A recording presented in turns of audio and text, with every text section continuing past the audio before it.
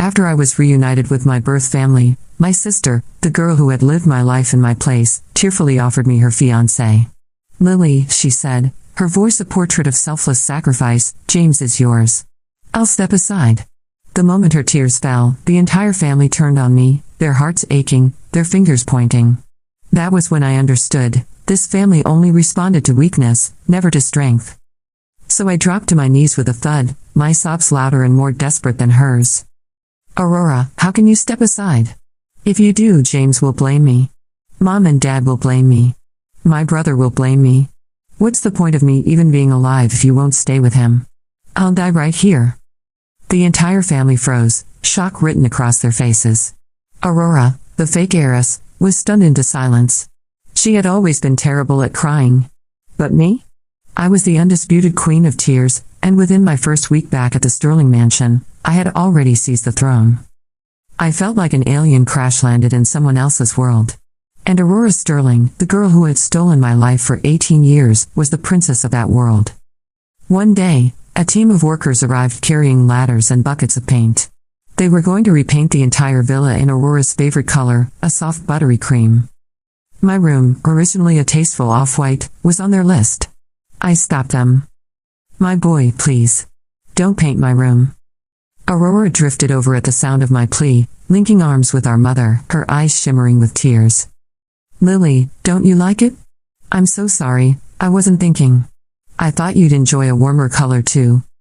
Our mother frowned at me. "Lily, Aurora meant well. Why are you being so ungrateful?" Our father lowered his newspaper. "It's just a bit of paint. The whole house should have a uniform style." I looked at their entitled faces and finally understood. In this house, my opinion didn't matter. Only Aurora's tears did. "Fine," I whispered, my eyes reddening, my voice trembling with unshed tears.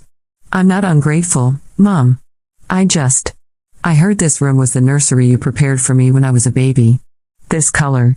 You chose it for me with your own hands all those years ago." I lifted my head, my eyes glistening, refusing to let the tears fall. I wanted to keep it. As if I was never lost at all. Just for a moment, I wanted to know what it would have felt like to grow up here with you. My voice cracked into a choked sob. "I'm sorry. I'm being selfish. Go ahead and paint it. Pretend I never came back." The living room fell into dead silence. The blame on my parents' faces twisted into shock, then melted into a tidal wave of guilt. My mother shoved Aurora aside and rushed to embrace me. "My sweet girl, don't cry.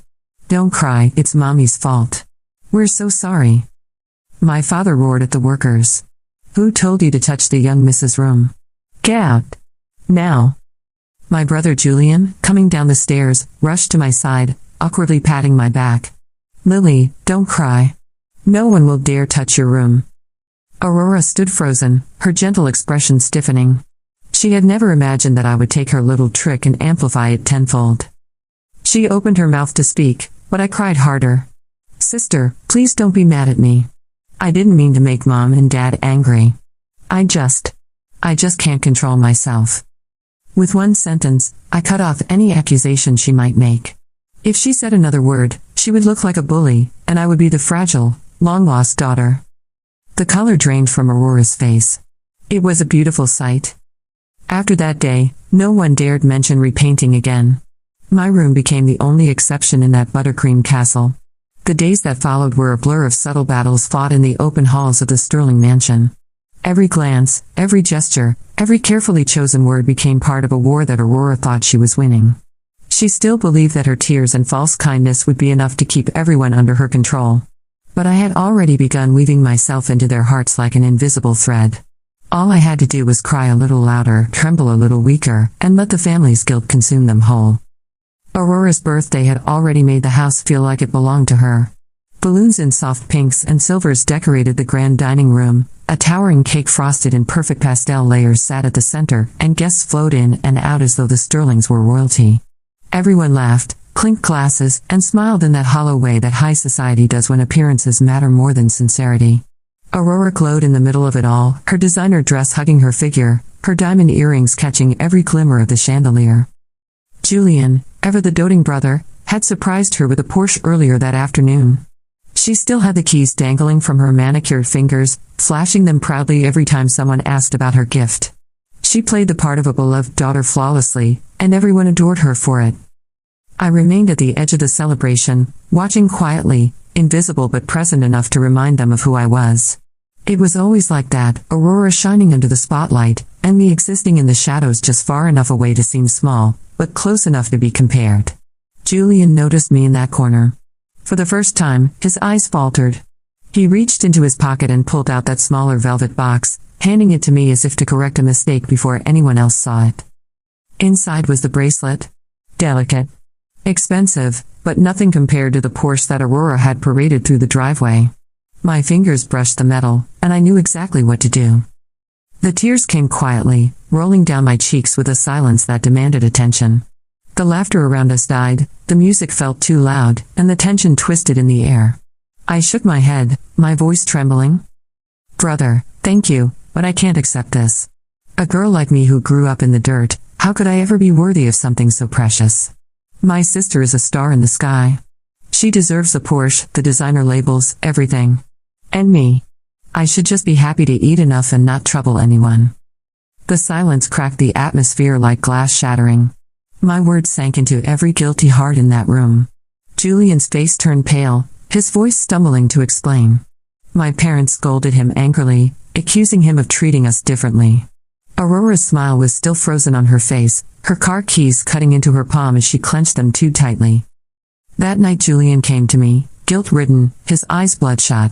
He pressed the black card into my hand, his voice shaking. There's $3 million on this. It's for you, Lily. Buy any car you want, anything better than Aurora's. I'll give you the best of everything from now on. I turned my face away from him, hugging my knees, my voice fragile. Brother, I don't want things. I just feel like I'll never matter as much as she does. It's fine. She was with you for 18 years. That bond is something I can never replace. Julian nearly broke. He shoved the card into my hands and fled, unable to face the image of his real sister broken and fragile. When the door closed, I wiped my tears away. Aurora thought she was clever, but she was a child playing against someone who had already learned the rules of survival. The real game began when James Nordling re-entered the story. James was Aurora's fiancé, the heir to a corporate empire worth billions, groomed from birth to rule. The engagement had been arranged long before I was found, meant to secure the Sterling family's influence. But my sudden return shifted the ground beneath everyone's feet. Every time Aurora proclaimed she would step aside, every time she performed her so-called generosity, my parents' hearts bled for her. They looked at me with eyes filled with suspicion, as though I were a thief stealing what was never mine to begin with. The first dinner with James was a performance from start to finish. He arrived in his tailored suit, calm, polished, perfectly polite. His gaze met mine briefly, then shifted to Aurora, and I felt like a ghost haunting my own family table. They laughed together about society galas, mutual friends, and things I had no part in. My chopsticks trembled in my hands, not because of nerves, but because I knew what would happen next. Aurora leaned over with her false sweetness, placing food into my bowl. Lily, you're too thin. Eat more. Her hand slipped, deliberately careless, and a piece of greasy pork landed on my shirt. The oil spread in an ugly stain across the faded cotton. My $10 countryside t-shirt became the center of attention, mocked not with words but with silence and stares. Aurora gasped dramatically. I'm so sorry, Lily. I didn't mean to. Your clothes. The laughter died. I looked down at the stain, then up again, smiling faintly. My voice cracked with restrained sorrow. It's all right, sister. It's just an old shirt. If it's dirty, I'll throw it away. These are the only clothes I have anyway. Not like you, you wear brands I can't even recognize. I shouldn't have embarrassed the family by wearing something like this at dinner.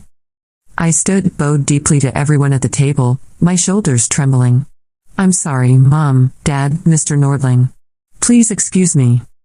Each step away was deliberate, my back straight, my silence louder than screams. I felt James's eyes on me, shifting from Aurora to me for the first time. His expression was unreadable, but I caught the flicker of curiosity and pity.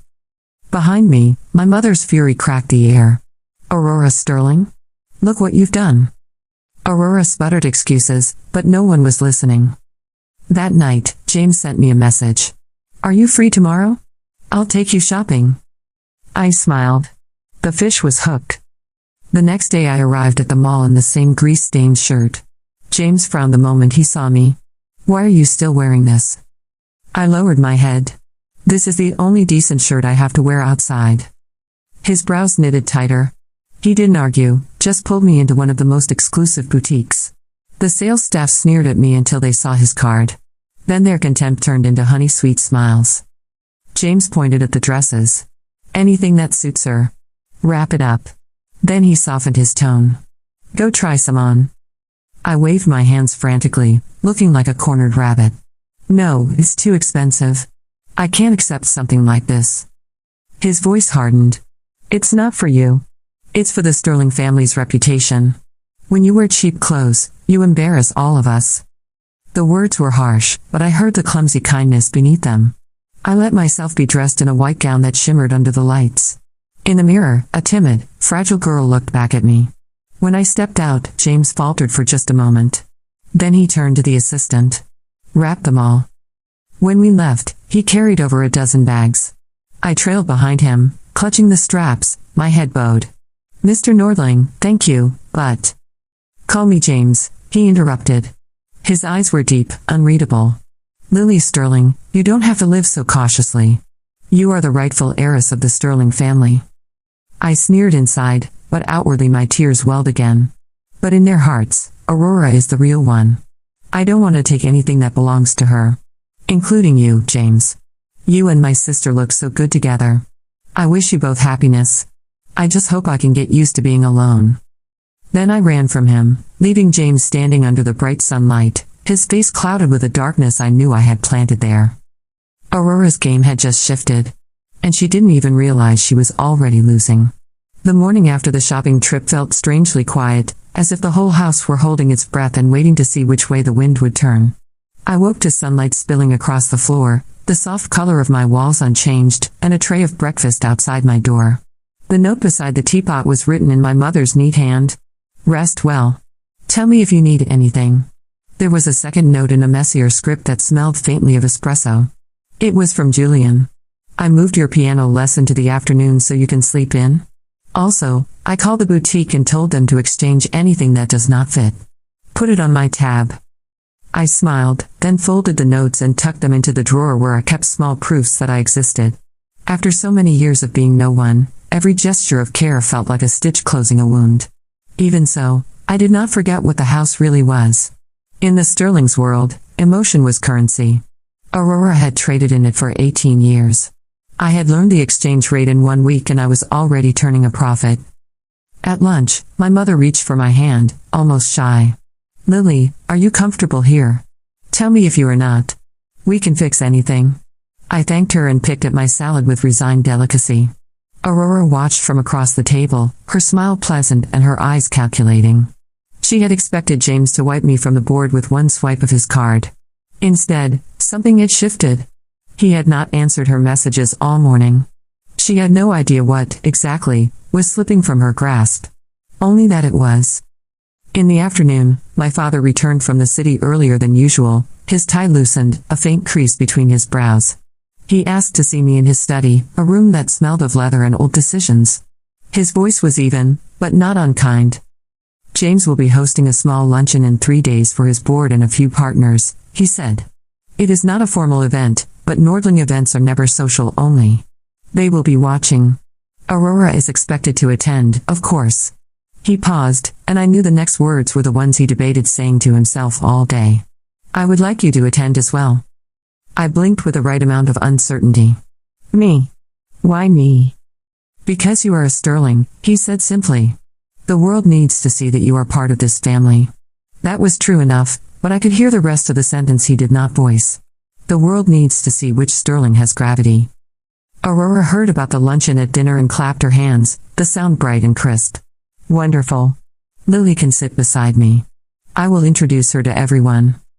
I let my lashes lower. If it is a burden, I can stay home. I would only embarrass you. My mother squeezed my fingers. You will not embarrass anyone. And you will not sit beside Aurora. You will sit beside me. Aurora's smile tightened. But she was quick to collect herself.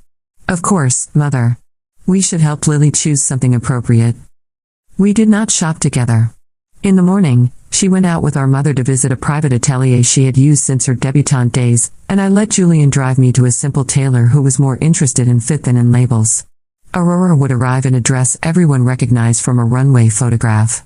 I would arrive in a dress no one recognized at all, but that whispered careful choices with every stitch. I was not competing with her. I was replacing the field she thought she owned. On the day of the luncheon, the sky was one of those clear blue stages that make every photograph better. The Nordling estate on the edge of the city had swept paths and manicured hedges that felt more like control than beauty. I caught sight of James near the terrace, his expression composed and focused as a waiter moved past with a tray. He glanced up. His gaze found me, paused for a heartbeat, then changed almost imperceptibly. His shoulders loosened. He lifted his glass in acknowledgement. Aurora saw it. Of course she did.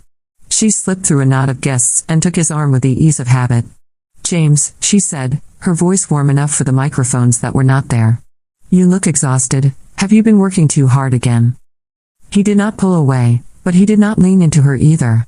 He greeted me with polite welcome, nothing more. It was enough.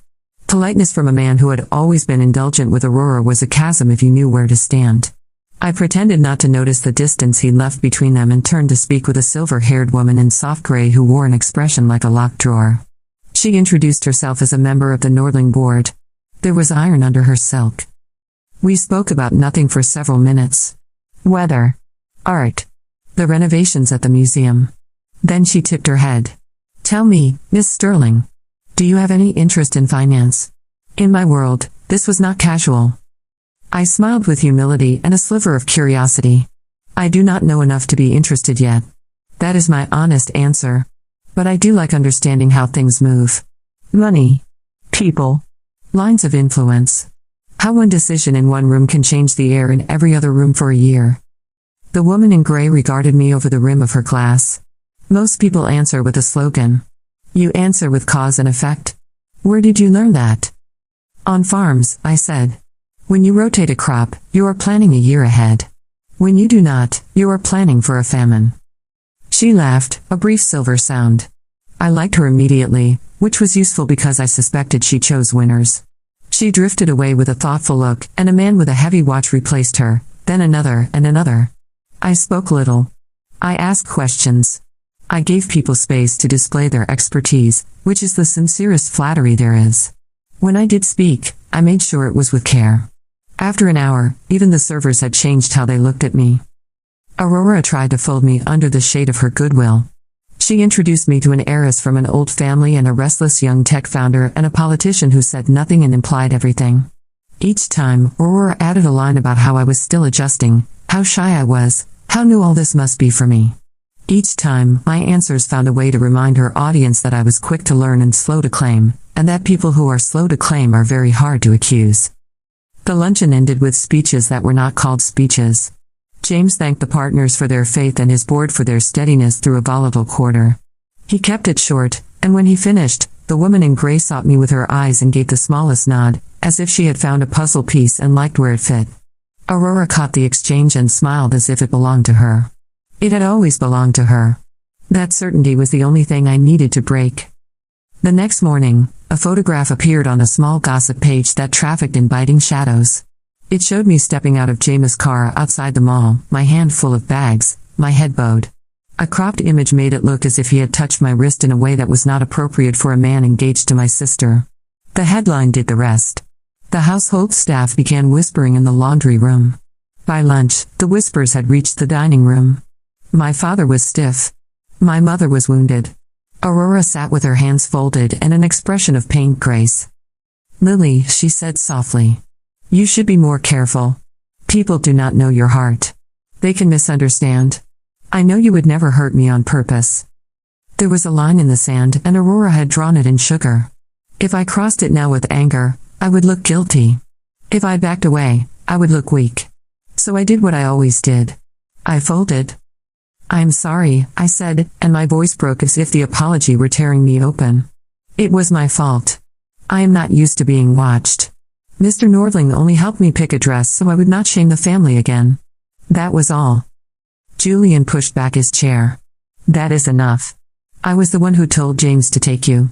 He looked at our parents. Because I had to be at a meeting with the contractor, and Mother was busy with the charity committee. Do not punish Lily for a photograph with a caption written by someone who has never met us. Aurora turned to him, calm on the surface, her eyes bright.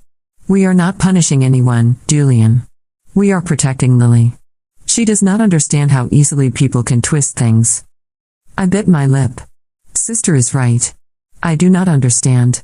All I know is that I keep making trouble for you. I will stay in my room for a while. I will not go out. My mother caught her breath as if I had slapped her. You will do no such thing. We can handle a rumor. Aurora, call your PR friend and have her arrange a clarification. We will say the Nordlings extended their help in welcoming Lily to the city. That is the truth. She shot a look at my father. And we will not entertain this again. For once, my father agreed. He had lived long enough to know that feeding wolves only taught them to circle back with friends. He ordered the staff to ignore any calls from tabloids and to turn away any wandering photographers at the gate. The rumor did not die, but it starved. Aurora did not like starving. 2 days later, she slipped into my room while I was in the bath and left a small jewelry box in the top drawer of my vanity, then sent a maid to fetch Mother to my room with a tremble in her voice. When my mother arrived, Aurora was already crying. I cannot find grandmother's bracelet, she said, shaking as if from fever. The one she gave me for my 18th birthday. I looked everywhere. And Lily said she had not seen it, but I cannot find it anywhere. Mother, do you think? The maid interrupted, wide-eyed. Madam, I just saw a box in Miss Lily's vanity. She blurted the words and pressed a hand over her mouth as if she had discovered a fire. They opened my drawer. The bracelet lay coiled like a snake that had eaten its own tail. My mother swayed. She loved her mother the way my grandmother had loved being obeyed. The bracelet was a relic, a chain of small square links set with stones that looked modest until you knew their pedigree. For a breath, the room was nothing but air and accusation. I stepped in barefoot, hair damp, robe tied at the waist. I froze. Then I covered my mouth as if I could hold the shock in with my fingers. I borrowed it this morning, I said in a whisper. I wanted to see if it would match the dress I planned to wear to the charity gala. I meant to ask permission later. I was afraid you would say no. My throat worked around words I made myself swallow. I am sorry. I will put it back now.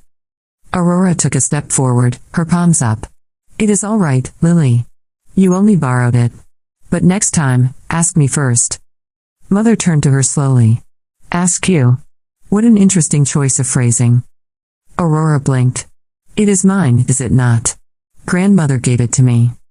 Mother opened the box again, lifted the bracelet, and held it to the light. Then she tapped one of the links with her nail. Aurora, when did you decide to replace authentic stones with glass? Aurora's breath hitched. I did not. I would never. Mother did not smile. She looked tired in a way I had not seen before, as if she had been holding up a ceiling for months and suddenly realized the house would still stand if she let it rest on its columns. The appraisal receipt is in my desk, she said. I had the piece evaluated 3 weeks after your birthday for insurance. I remember the numbers. And I remember the maid who was dismissed from your floor 2 months later because her cousin runs a pawn shop and a certain pair of earrings with a similar history found their way into that shop. I said nothing because I hated to humiliate you. I will not say nothing now. Aurora stared at the bracelet as if it had betrayed her. Then she looked at me. I met her gaze calmly for once, no tears, no tremble. My silence spoke for me. If I had wanted to trap you, I would have screamed thief first. I did not. You did. Mother returned the bracelet to its box and placed it in my hands. Keep it in your vanity for now, Lily. I will decide what to do with it later. Aurora flinched as if she had been struck. I felt a pang of pity that tasted like victory. She had always believed that the house was hers because she cried louder. Now her tears were washing away the floor under her feet. In the evenings, lessons began. Not the ones Aurora had known, all posture and waltz and how to rest a champagne flute on a flight of stairs without spilling a drop. Mine were quieter. Julian hired a tutor who had taught children of diplomats how to see a headline coming before it was written. I learned where to stand on a group photograph if I wanted to be visible or invisible, what not to say to an interviewer even if they promised it would be off the record, and how to read the structure of a partnership contract without getting lost in the polite lies that lawyers like to call language. My father began taking me to his foundation meetings. He did not introduce me as an heiress. He introduced me as my father's daughter who asks too many questions. It disarmed people and taught me more than any textbook. My mother took me to the hospital wing her committee funded. She had always given with elegance. For the first time since I arrived, I saw her give with sincerity. Not for photographs. Not for favors. When she held a premature baby through the clear plastic walls of an incubator, she cried and did not hide it. I stood beside her and held the edge of the world with her for a minute. James visited the house twice in the next week. The first time was business, or so he said. He spoke with my father in the study and left within 20 minutes. The second time he arrived with a small stack of folders that looked like they had been argued over by 3 departments before he confiscated them for himself. He asked for me in the foyer. Aurora answered the door and had to call for a maid to fetch me. He showed me charts. Market entries. Supply chain risks for a pilot program he wanted to launch in the next quarter. It was not a test and yet it was. I listened, asked the question he did not expect about a bottleneck in a port he had taken for granted, and he sat back as if the chair had moved under him on its own. Who taught you to think like that? He asked. People who had fewer options taught me to think about options, I said. When you have one cow and someone tells you to slaughter it for a feast, you learn very quickly how to say no. He smiled then, a real one that made him look younger. He closed the folder and pushed it across the coffee table. Keep this. If you are bored, mark it up and send it back. He hesitated. Or take a walk with me. The gardens are quiet this time of day. Aurora arrived with a tray of tea at that exact second, and when she saw the folder near my knee, she set the cups down with too much care, as if gentleness could be loud enough to drown the sound of a shift. I cannot stay, she said. I promised Mother I would stop by the charity office. Lily, you should rest. You have had a busy week. I looked at James, then back at Aurora. I will not be long. 10 minutes. The maples are pretty in the south garden. We did not take the south path. James led me to a long hedge where the city noise thinned and you could hear your own footsteps. He walked with his hands in his pockets for a while. I was unfair to you at the beginning, he said at last. I did not try to see you. I only tried not to betray what I had already promised. That is not the same as respect. I am sorry. I let the quiet stretch, then nodded. Thank you for saying it. Respect matters more than promises when promises are arranged by other people. He stopped walking. When he spoke again, the air changed. Aurora and I will announce a postponement of the engagement at the gala next week. We agreed it was the prudent thing to do while the families adjust. Families do not adjust, I said softly. They choose. Or they pretend to, and then the choice arrives for them anyway. Something like relief flickered across his face. He looked toward the house, back at me, and then he shook his head as if he had nearly said too much. I will see you at the gala, he said. Then he left me under a sky so clear it felt like a dare. The week raced toward the gala and every day felt like a rung on a ladder someone else was holding. Aurora doubled her efforts at perfection. She had fittings every morning. She practiced her speech for the charity auction, a simple welcome and a reminder of the hospital wing the family had funded. She practiced a smile in the mirror that did not tremble. She told herself a story in which she still owned the ending. The day before the gala, she knocked on my door and stepped in without waiting for an answer. She closed the door behind her, leaning on it as if she needed its strength. For once, there were no tears. Do you want him? She asked. I did not pretend not to understand. What I wanted was not the same as what was possible. I looked at her and told the truth. I want to be free of the hunger that makes people cruel, I said. If that means I do not want him, then no. If it means I do not want to fight you over a man you do not love as much as you love winning, then also no. I do not want him in that way. She laughed once, a small sound with no joy in it. You always talk like you are telling a parable. It is infuriating. She pushed off the door. For what it is worth, I did not choose this engagement. But I chose everything that came with it. It is hard to separate a person from an empire when the empire is built to fit that person. She paused. If you hurt our parents, I will never forgive you. If I hurt them, I will never forgive myself, I said, and we both believed me, which surprised us equally. She left without slamming the door. The gala was held in a glass hall near the river that turned the city lights into constellations. The Sterlings arrived as a family, the four of us stepping out of the car in a way that looked choreographed. It was not. It was a rhythm you learn when cameras teach you to walk with your chin at a height that says we are story and not spectacle. Inside, guests rose from their tables as we entered. A string quartet made a long bright ribbon of sound. Servers glided with trays that gleamed. At the far end, a small stage and a simple lectern waited for speeches that would be called gratitude. I recognized the woman in gray from the Nordling luncheon near a pillar. She nodded once. I nodded back. James arrived with 2 board members and his sister, who looked at me with frank interest and whispered something into his shoulder that made him not smile. He greeted my parents, shook Julian's hand, and then inclined his head to me with that polite steadiness that meant nothing to the untrained eye and meant control to anyone who paid attention. Aurora watched all of it from 3 feet away. She was beautiful in a dress of pale gold that might have been spun out of the light itself. For a second, I saw the girl inside the performance, scared and stubborn, and I almost reached for her. The auction went well. People gave because giving in public is a way to be seen without having to confess anything else. Then the lights shifted, and the master of ceremonies announced a brief message from the Nordling family. The board's attention turned as one. The room knew an announcement when it heard the drum roll inside a single sentence. Aurora stepped up beside James at the lectern, their silhouettes elegant and aligned. She took a breath. He set his notes aside and did not look at them again. "Thank you for your kindness and support," he said. "Our families are grateful to build together for the good of the city." After careful discussion, and with respect for the changes our families have experienced this year, Aurora and I will be postponing our engagement.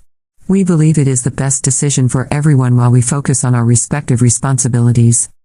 There it was. Clean. I expected Aurora to smile and nod and step back with grace. Instead, she swayed and caught herself on the edge of the lectern. The room murmured in polite concern. She straightened with a visible effort and tried to speak, but her voice came out thin. "We hope for your blessing," she said. She lifted her chin, and the lights showed us a crack and then another in the porcelain of her control. "Thank you for understanding." They left the stage together, but they were not together. When they reached the floor, James released her hand in a way that no one would call rude and no one would mistake for affection. Aurora stared at the space between their palms as if it were a verdict. Then she turned and found me across the room, and for the first time since I had come home, she looked like a girl who had lost something and did not know how to mourn it. I set my glass down and walked toward my mother, who was already preparing to be gracious to everyone at once. On the way, I passed the woman in gray. She stopped me with a touch to my elbow that was almost nothing at all. "You do not cry tonight," she said. "Good. Tonight you watch." I did as I was told. I watched how quickly people adjusted to a new arrangement of planets. I watched how a rumor can die without a funeral if you give it no flowers. I watched my father relax by a degree I had not seen in years. I watched my brother stand between 2 conversations and steer them like a man who had been promoted in private. And I watched Aurora fold herself back into the role of the perfect daughter, every movement precise, every smile immaculate, her eyes glassy and unreadable. When the speeches ended and the band struck up a song that had taught 1,000 couples to sway, James found me near a display of photographs of the new hospital wing. He looked like a man who had rewritten a line of code and was waiting to see if the system would crash or hum. "Thank you for not making this harder," he said. I lifted a shoulder. "I did not do anything." "Sometimes not doing anything is the whole thing," he said. He hesitated. "I do not know what tomorrow will look like. But I know this felt right." "Tomorrow always looks like today until it does not," I said. "Then it looks like something you cannot name." He laughed once, not unkindly. "Good night, Lily." "Good night, James." I left the hall with my family. In the car, my mother squeezed my hand and said nothing. My father looked out the window and cleared his throat once as if he had almost said "I am proud of you" and decided to save it for a day when those words would change the shape of a room. Julian caught my eye and mouthed later. He meant we would talk on the terrace, under the maple that dropped leaves like the sky had burned a little and forgiven itself. Back at the mansion, the door had hardly closed before Aurora brushed past me in the foyer and climbed the stairs, one hand on the rail, the other clutched at her side. I watched her until she turned the corner. Then I stood in the quiet house that had nearly become a stage for the wrong play and I let my breath out slowly. I was not triumphant. I was not even relieved. I was simply present, and for a girl who had spent years as a ghost, Presence felt like a kind of victory that no one could steal. In the mirror at the foot of the stairs, I caught a glimpse of myself. The dress fit. The girl fit too. Not because the house had changed, but because I had learned which rooms needed my silence and which needed my voice. I turned away and climbed to my room, the one place in the house where the walls still held the color my mother had chosen for a baby that had gone missing and then come home. I opened the drawer where I kept my proofs and added a place card with my name from the table at the gala. It was only cardstock with ink. But it meant that in a room full of names, mine had been one of them. Tomorrow would be harder. Aurora would not retreat forever. The postponement was only a truce. The board would whisper. The tabloids would hunt. The family would test what they had learned tonight. James would have to decide whether caution or courage would be the language of his life. And I would have to decide what I wanted that was not defined by winning. I turned out the light and lay down in the dark. The house settled around me, old bones and old stories and rooms repainted in colors that matched the people who had lived there longest. Somewhere down the hall, I heard my mother moving softly, the way mothers move when they walk past doors and count the breaths of their children. I closed my eyes and let sleep find me. In the morning, there would be flowers on the breakfast table, and a polite statement on 2 websites, and 3 photographers turned away at the gate. There would be the sound of my father's voice on the phone telling someone that the family was united, and the clink of my mother's bracelet when she poured coffee, and the sight of Julian leaning in the doorway with a secret plan to teach me how to bluff without cards. There would be Aurora on the terrace pretending the air did not hurt her lungs. There would be James somewhere in the city making a call he could not delegate.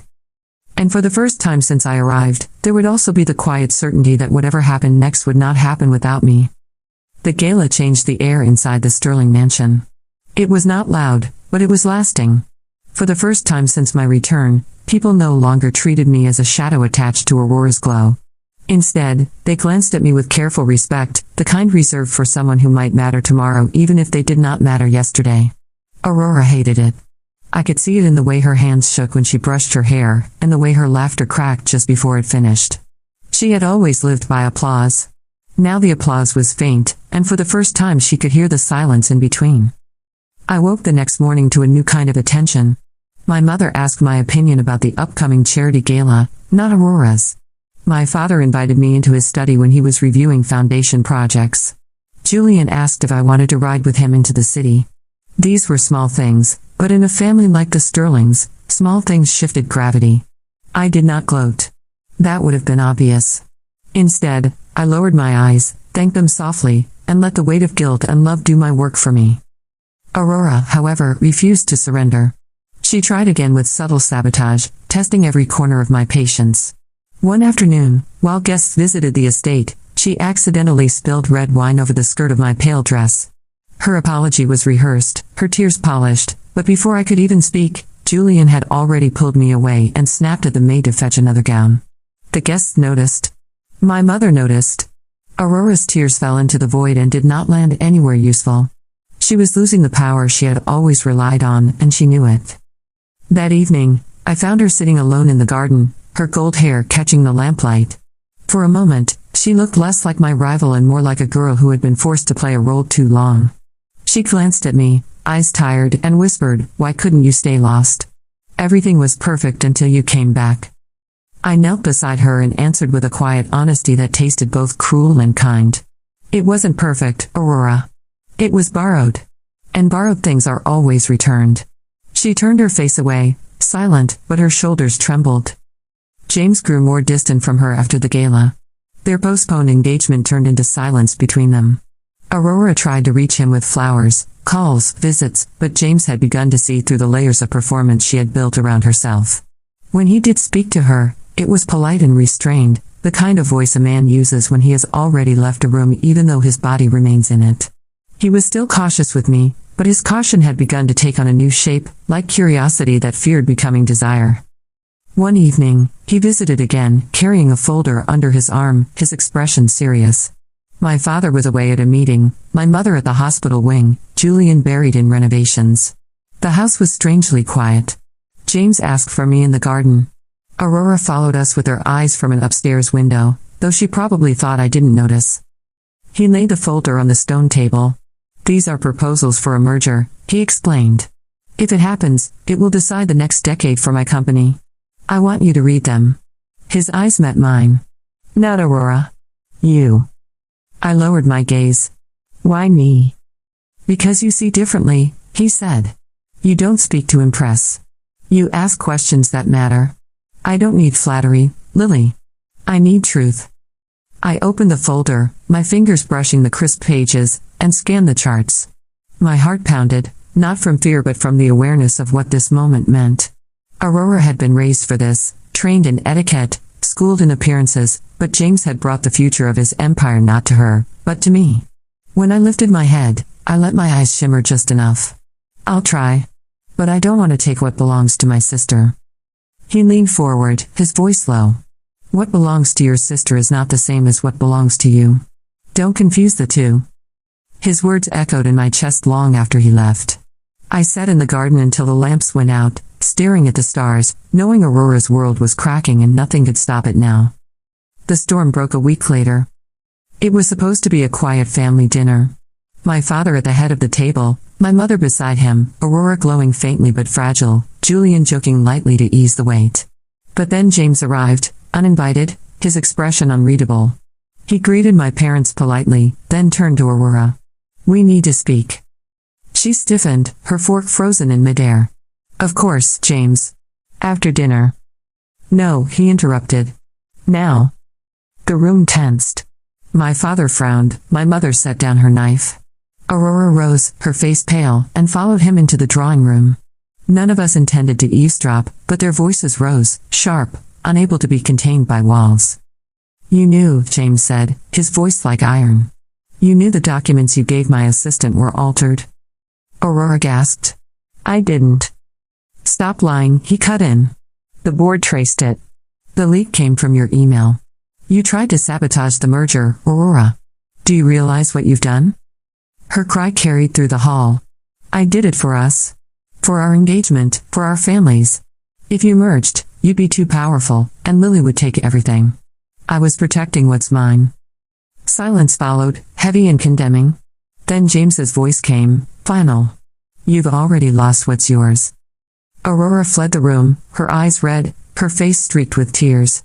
She stumbled past me in the hall, her hand brushing mine for a desperate second. Her whisper cracked like glass. You've ruined me. Then she vanished up the stairs. James stepped out moments later, composed but grim. His eyes met mine, and for a second, something passed between us, recognition, inevitability, a weight we both carried but did not yet name. My father rose, his face stern, and told James they would speak tomorrow. My mother looked at me with sorrow and pity, as if she knew that Aurora's collapse meant my rise, and that neither outcome was without cost. Aurora left the mansion 2 days later. No one said it aloud, but she had been exiled in all but name. She moved into a smaller apartment the family owned downtown. My mother visited her, left meals at her door, begged her to forgive. My father gave her an allowance, discreet but firm. Julian wrote her letters she never answered. I stood by the window the day the car drove away with her bags, watching as the sister who had lived my life for 18 years vanished into the city night. A part of me wanted to run after her, to tell her we could find a way to share, but the larger part of me knew that some battles leave no room for truce. Aurora had lost not because I destroyed her, but because she destroyed herself when she believed tears were enough to rule forever. The house felt lighter without her, but it also felt emptier. I inherited her room at the table, her place beside my mother at charity events, her role in my father's introductions. I became the daughter who mattered. Yet I never forgot the way Aurora had once looked at me in the garden, whispering, "Why couldn't you stay lost?" That question would haunt me for years, even as the world accepted me as the true Sterling. James visited often after that, sometimes with business, sometimes without. Our conversations grew longer, our silences more comfortable. He never rushed, never pressed, but I could see the shift in his eyes when he looked at me. It was no longer pity or curiosity. It was something steadier, something real. When he finally asked if I would walk with him through the gardens again, I did not hesitate.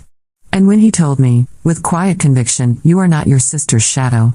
You never were," I believed him. Months passed.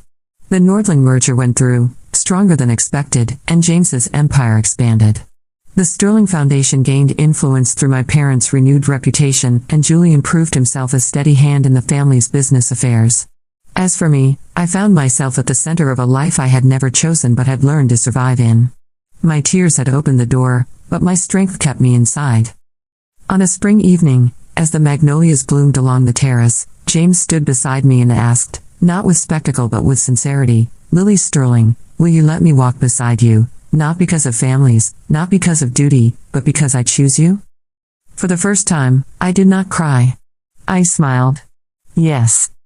And as the sun set over the Sterling estate, painting the walls in golden light, I knew the world I had crash-landed into was finally mine, not because I had stolen it, not because I had begged for it, but because I had learned to live in it with my head unbowed. Aurora's absence remained a shadow, but it was no longer a shame. I hoped, somewhere in the city, she would find a life not built on tears but on truth.